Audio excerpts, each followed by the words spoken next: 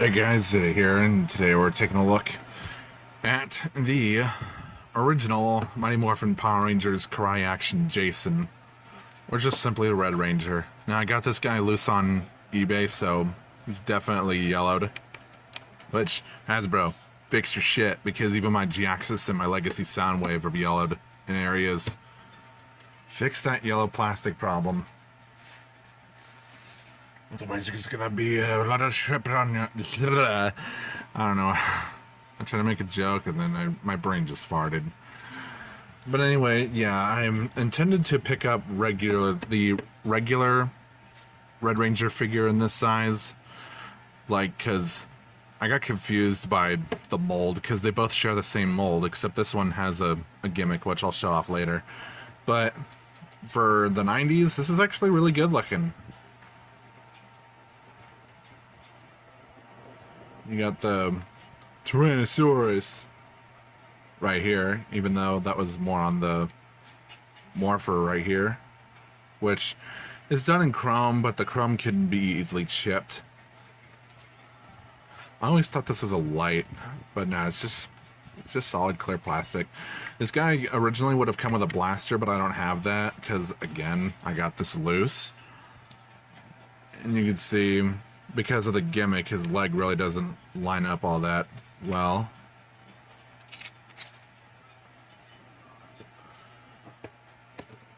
But just comparing him to other Ranger figures that I have, here's the recent Reignition Green Ranger, if I can get him to stand. There. And then the 30th anniversary VHS box from Hasbro. And yeah, you can definitely...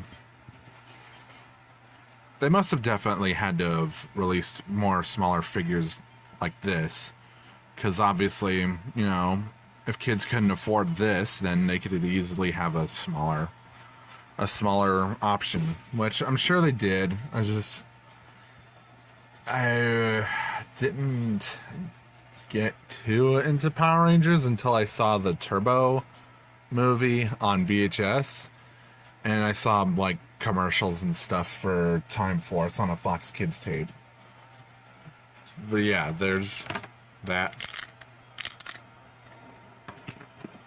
Articulation-wise, though, well, actually, I'll go ahead and get into the... You see the button on the back here. And that's for a kicking gimmick. Nut kick, nut kick, nut kick, nut kick. Totally kick someone in the nuts. You see right there, there's some metal in there. And you can see how the button activates that for the gimmick. You can see the internals in there. Now he's kicking the camera. Take it! Articulation-wise, the head could do a full 360. It's loose, though, but there's a screw in there. Maybe I can tighten that up. You got a ball joint here, which, that's cool. Looks up that far, down that far, side to side. Arms can do a full 360. They can move in and out. You do get a bicep swivel right there. Bend at the elbow. You have your wrist that moves sideways. Can't really... Oh, I mean, you can do that, but it would have been cooler if they had a wrist swivel. You know? But I guess, well, I mean, 90s, what are you going to do? And he actually has finger articulation. He has a trigger finger 3-finger split, which is nice. So you can be like, hey, oh, that's okay. Or you can just... He can hold his blaster if I had it, or just point out directions in the battle, I guess. Nothing at the waist. The left leg doesn't move all that much because of the gimmick, but the regular leg moves forward this far, backward this far, outward this far. You do get some outward movement with the other leg, but it's hindered by the gimmick. you get a, what would you call this? I guess I'd call it a knee swivel. Then you get a bend at the knee and up and down at the ankle. Overall, this is a fun figure to mess around with. Oh, no, I actually got it standing right that time. But, yeah. If you're into Power Rangers and you want to collect the older stuff, I highly recommend you pick this guy up. You might have a hard time posing him because of the gimmick, but it's still fun to mess around with. Especially since, you know, Hasbro pretty much killed the franchise.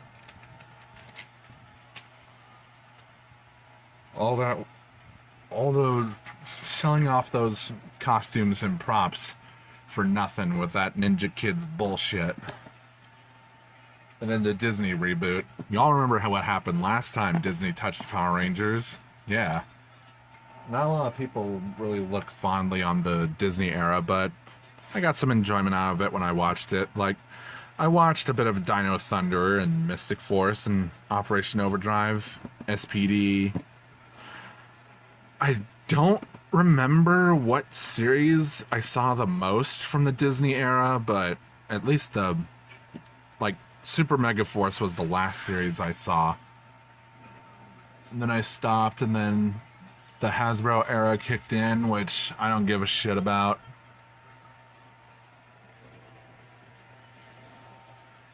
So yeah, like, at least the Saban era, the Disney era, most of it, and then the Neo Saban era, I guess, which is the Nickelodeon, most of the Nickelodeon shows before, anything before the Hasbro era, I would say is good. Yeah, that's it right there. I hope you enjoyed it. Like, comment, subscribe, hit the notification bell. And just a quick little side note, my friend Obscured Titan, he was like, oh, the hands kind of look like the cultists from Blood. And looking at it more, I can see that, actually.